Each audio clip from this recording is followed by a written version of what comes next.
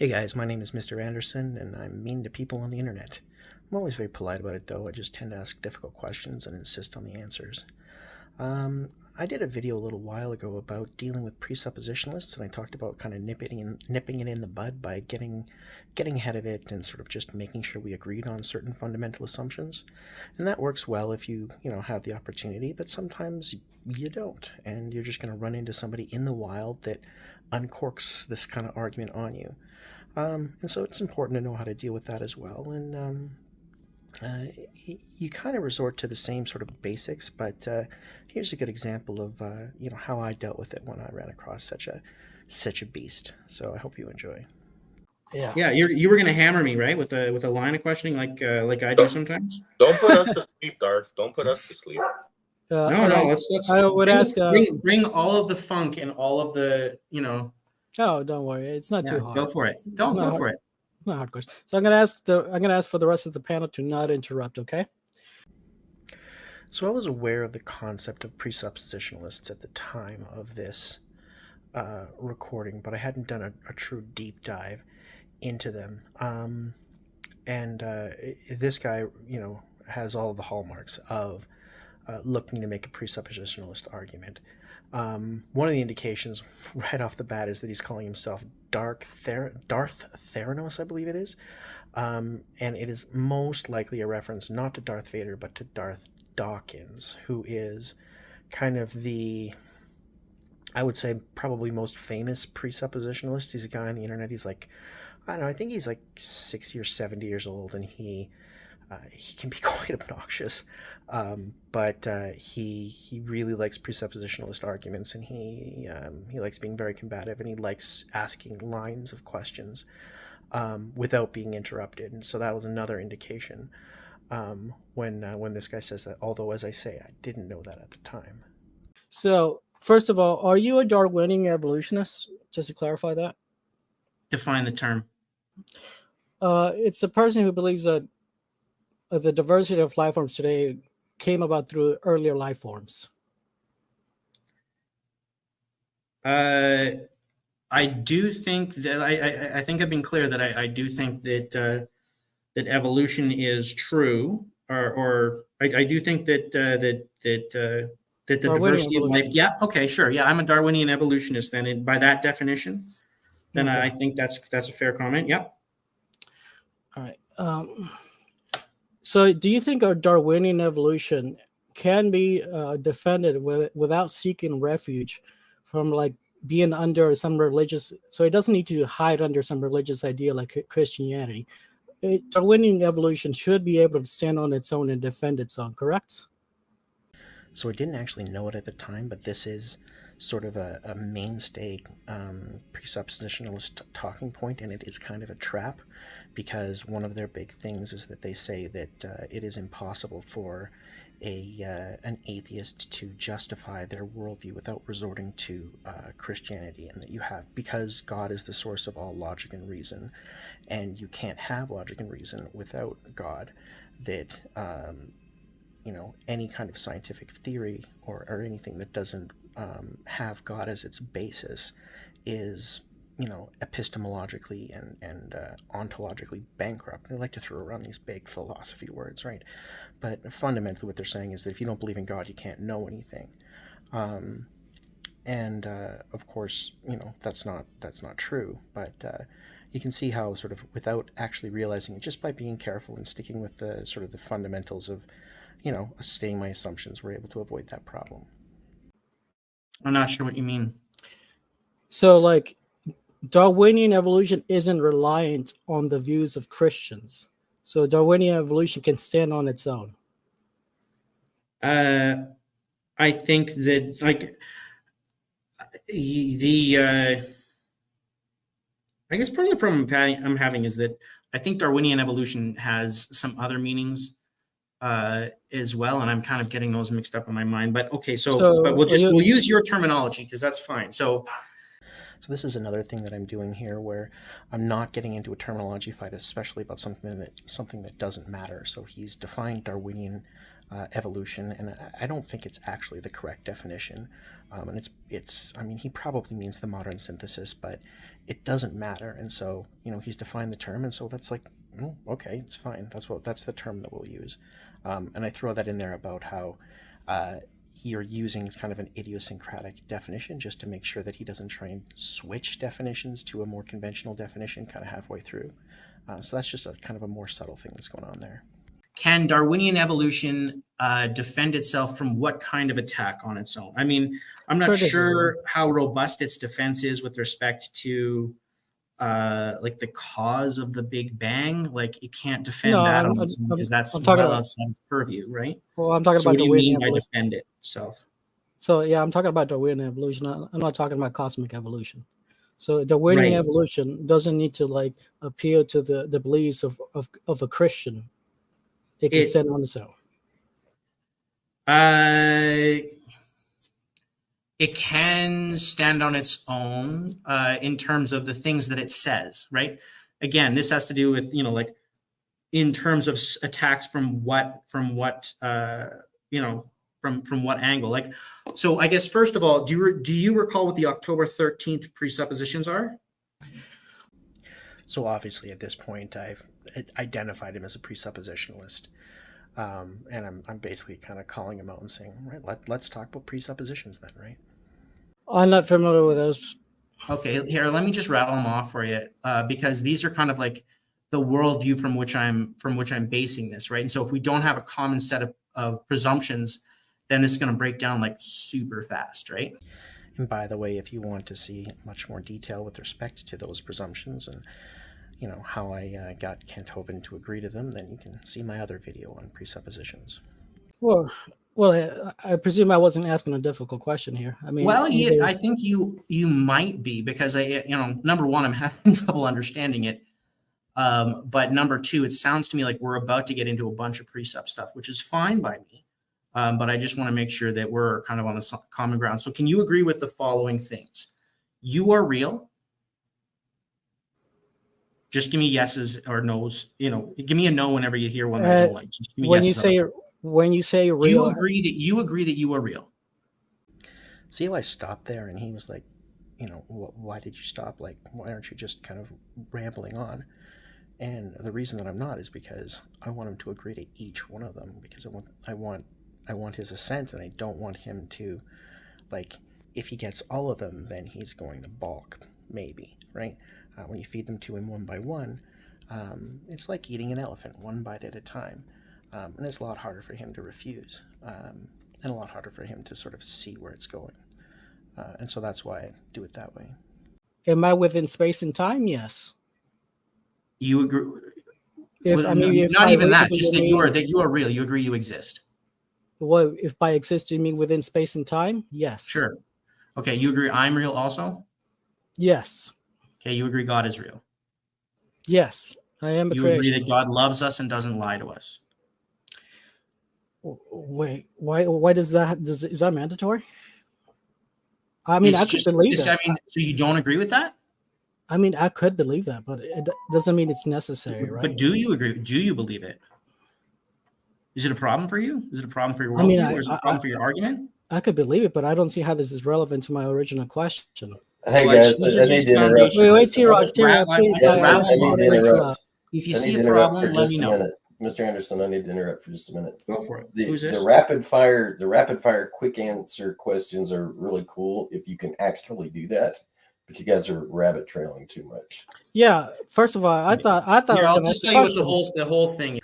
So now, the rest of the guys in the chat there are starting to lose patience with him, and I guess somewhat with me. And so, no time to draw this out of him. It's time to get, put your cards on the table and make sure that your presuppositions are out there. And so that's what we got to do now.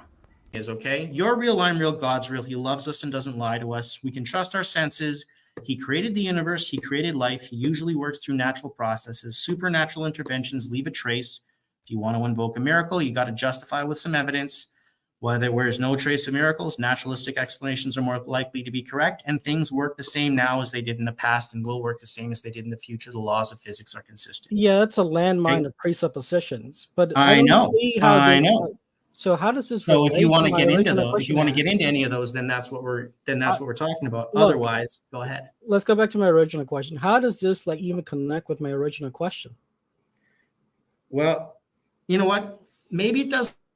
Go ahead and ask your question. I It, thought it did. it doesn't But at go ahead. all. Like you said, this is just Okay, a well, I'm random sorry then. rabbit Go ahead. trail. Okay. Sorry, go ahead. Does Darwinian evolution stand on its own, so it can defend itself without appealing to the beliefs of a Christian? I don't know. Well, it's either a yes or no. So No, it's a yes or a no, or an I don't know. It literally I don't is. understand your question. Let I've me- tried let to me- clarify. yeah, You yeah, said let it me was clarify rabbit for you. trails. Let me clarify. What do you for mean by defend it? Defend it from what attack? Criticism on the theory. Clearly, right? So this is a really good example of a really common thing that these guys do, which is they ask some really kind of unclear, ununderstandable, incoherent questions. And then they want a yes or a no. And of course, one of the things that I'd like to sort of, impart is that usually there are three answers to a question which are honest. One is yes, and one is no, and one is I don't know. And so yes or no questions typically can also be answered I don't know, in law and kind of in general. And people try and say that that's not a valid answer in philosophy in some cases. And in some cases that may be true, but typically it is not. So just remember that I don't know is always allowed, or almost always allowed. Okay, so are you asking me whether or not Darwinian evolution, by which I assume you mean the modern synthesis, can defend itself from attacks on its theory from a naturalistic assumptions base? So it can defend itself without having to appeal to the beliefs of a Christian. So it doesn't need to appeal to Christianity to defend itself. It can defend itself on its own. This is not a difficult question. Provided its assumptions are agreed with, yes. Okay, so correct, right? So it doesn't require Provided it agrees, yes, but because of but guys, only in the event that we agree with its fundamental assumptions. Otherwise, maybe not. So we have to agree with the fundamental assumptions, people. We have to agree that evolution is true to prove it's true. Oh, no. Oh, no, that's wow. not one of its Wonderful. assumptions. No, that's not one of its fundamental assumptions. Hey, time out real quick. Time out, guys. So this is kind of classic presup stuff where,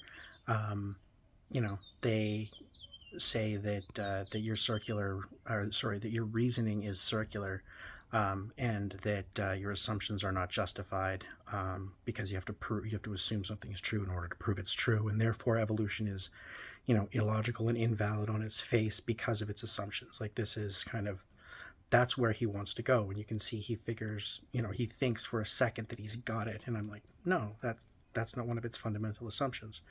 And then we'll expand on that in a second, and what he thought he had evaporates.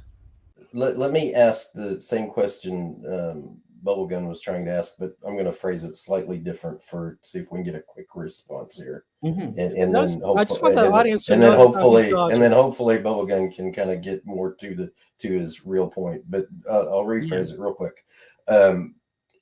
Does Darwinian evolution stand on its own merit without having to borrow from other worldviews? Provided that. So are we getting okay, guys, just level with me, okay? Are we getting into presup stuff or not? I'm not. I think it's a very simple, straightforward question. Yeah, it's a straightforward question. I'm asking if you have any presups. Okay, so you are asking about presups. No, I'm saying that Darwinian evolution can only stand on its own. The answer is it depends. This shouldn't be a depend. Well, it is. Whether it should be or not, it depends, because philosophy of science is a thing. Darwinian evolution does not stand on its own. Look, it is based on presumptions. You're asking us to grant you these presuppositions. So you're saying I'm not asking you to grant me those presuppositions. You presuppositions. Just said that. Do you want to argue those presuppositions? If so, cool. Let's do it. We can roll back the tape, and you said if you grant the premises. That's granting the presuppositions. If I grant your presuppositions, right. Correct. So you're agreeing with me. Right. I agree with you that Darwinian evolution cannot stand on its own without reference to its presuppositions. There are certain assumptions which are baked in to and form the basis of Darwinian evolution, which I would suggest are probably not Darwinian evolution itself, right? So assumptions like that the past will resemble the present, right? That the way things work now are the way that they always worked, that miracles don't just come in from all over. Exclusively to Darwinian Those evolution. kinds of presuppositions are fundamental to the theory of Darwinian evolution. And if those are broken, then I don't think that, like, if you don't agree with those, I don't think that Darwinian evolution can stand on its own. Those are fundamental to all worldviews. Good. So exclusively Darth, to Darwinian evolution. let me jump in Please here, wait, please, sir. Go ahead, Darth. Go ahead, Darth. Go ahead. It's very important. Said I was going to grant this one. I know, Go ahead, Darth. but it's very Just let important, me man. finish. You're going back and forth, and it's difficult to say, does Darwinian evolution stand on its own? Because Darwin is a person who grew up with a Christian. No, that wasn't my question, Josh. Yeah, it doesn't stand on its own. That's my answer. No, And it wasn't even my answering for you, question, Mr. Josh. Anderson. It's No, okay, Josh. It's Let all me right. ask the It's all right, question Josh. again, Josh. Does It's all right. Go Darwinian ahead. Go ahead, evolution Darth. stand on its own without seeking refuge under Christian beliefs?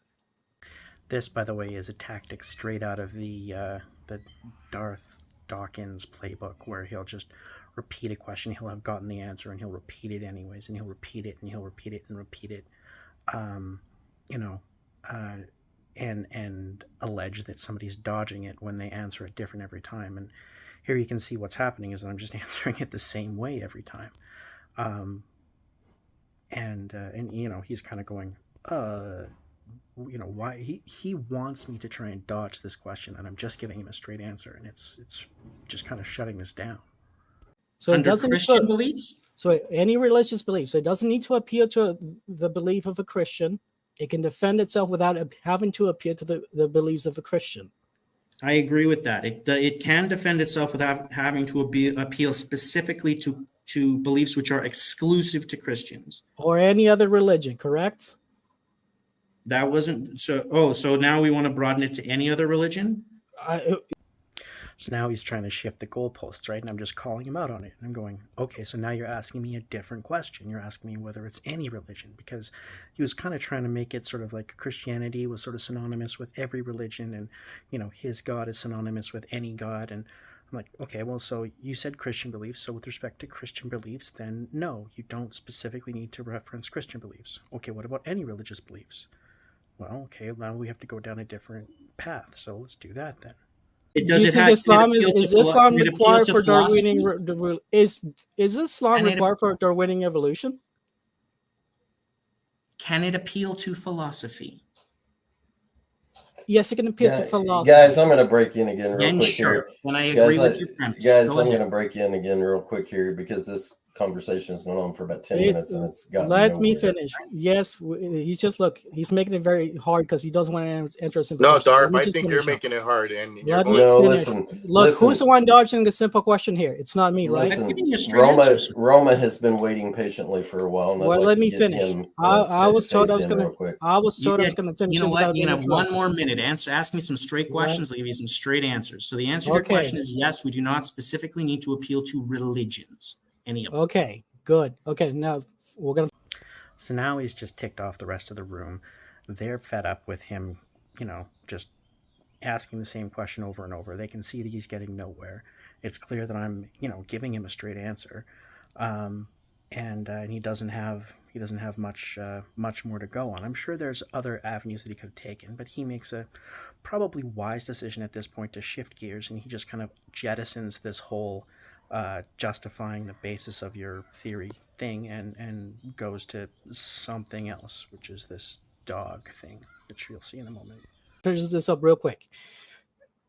According to Darwinian evolution, the requirement for transitionals is not optional. So you do require transitionals, correct? Everything's a transitional under the theory. So it requires There's a requirement that there be transitionals, and that requirement is established under the theory because under the theory, everything is transitional. Okay, whatever. So according to Darwinian evolution, the Dalmatia evolved from the gray wolf. So can you provide to us one single transitional between the gray wolf and the Dalmatia?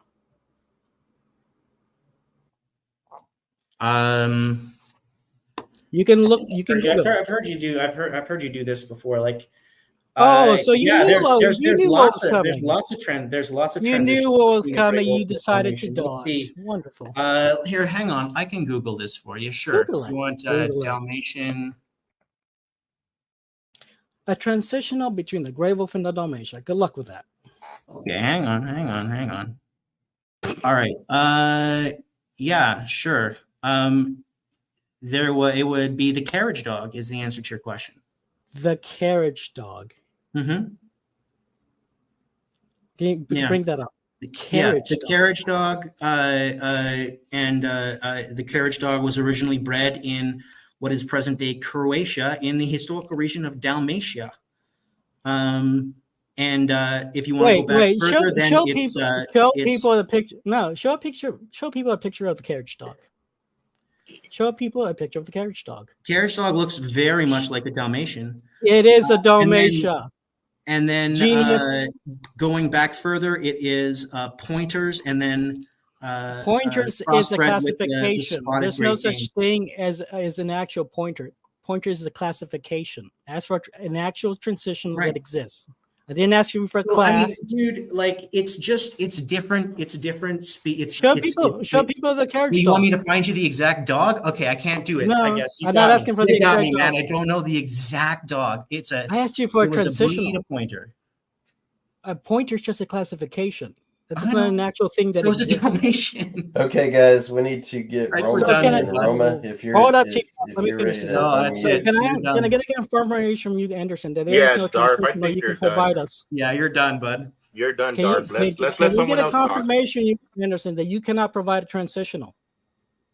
He can't. You can't with the specificity that you would like? No, you're right. I can't. Well, I'm asking for something that exists. It's not a type of dog. Like, I don't know exactly. A type of dog. It's a type of pointer. The answer is pointers aren't real things in real life. They're just a classification. I think they are, but that's cool. Roma, go ahead and unmute and let's see what you've got to talk about. So that was the conclusion of my interaction with that guy. And you can see what happened is that, he was hoping to, force me to try and dodge and to talk about sort of the philosophy of science in the hopes that I didn't know anything about the philosophy of science. But I mean, I'm just sticking to my guns and saying, yes, of course, there are certain presuppositions. Like we have to agree that the world around us is real and that science, the things that are required for science to understand itself are there. And once that happened, he kind of petered out, and that was at the end of my interaction with that guy. Now, this was actually supposed to be the end of this video, but I ran into another presuppositionalist in the comments to my first presuppositionalist video, who I thought was really interesting, and that his comments were really illustrative of another tactic that people sometimes employ, in that even when you say, here are my presuppositions, and they say, no, those are not your presuppositions, and you're not allowed to have those presuppositions, and I'm going to tell you what your presuppositions are and must be. And so this is a little bit more of a slightly more hardcore presuppositionalist. And unfortunately, there's no video of this. And so what I have done is I have dramatically reenacted the comments.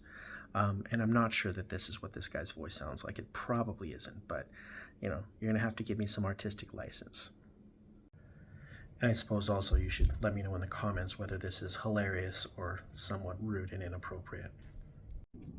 But atheists have their own presuppositions. Yeah, they do, and it's important to acknowledge them at the start. If you admit that things like being able to trust your senses and the uniformity of nature and like the existence of physical reality are assumptions, life is easier. Agreed, it may make life easier, but doesn't mean those presuppositions are correct. Maybe, but if you reject those presuppositions, you're kind of denying your own ability to know anything about the world around you. Yes, I quite agree, but denying your ability to know the world around you is the only rational conclusion that an atheist can come to. Now, this is a presumption, not a rational conclusion.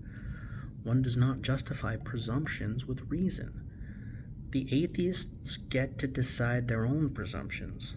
All non-atheists can do is say whether they share them. I mean, are you suggesting that you do not believe in the reality of the world around you or the uniformity of nature? Not believing in the world around you is the only position that the atheist can make. Atheism always leads to solipsism. So, are you of the view that you are in a position of being able to tell me what my fundamental presumptions are about the world around me? That you get to decide what I think is real? That's interesting.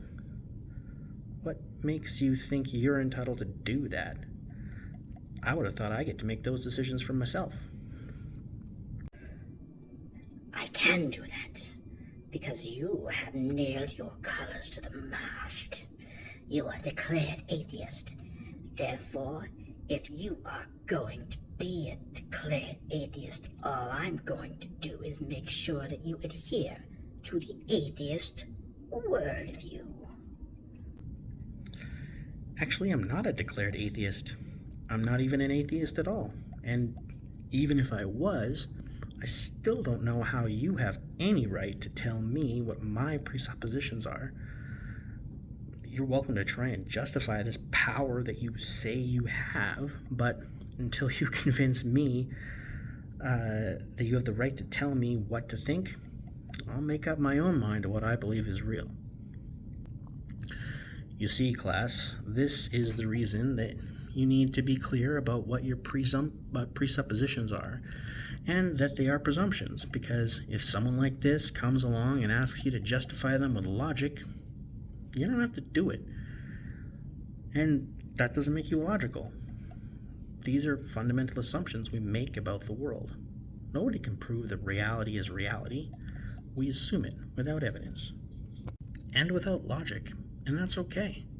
Everybody does it. If someone tries to tell you different, you can tell them to go take a hike. Also, if you run into someone like this guy who thinks he can believe in the reality of reality, but that you can't, well, as I said, he has no right or power to tell you what to believe, and he has no basis for his belief that he's somehow your master or your better. He is neither. Then, by the way, it's usually best to just let them have the last word. So that's what I did here. Hope is big in this one.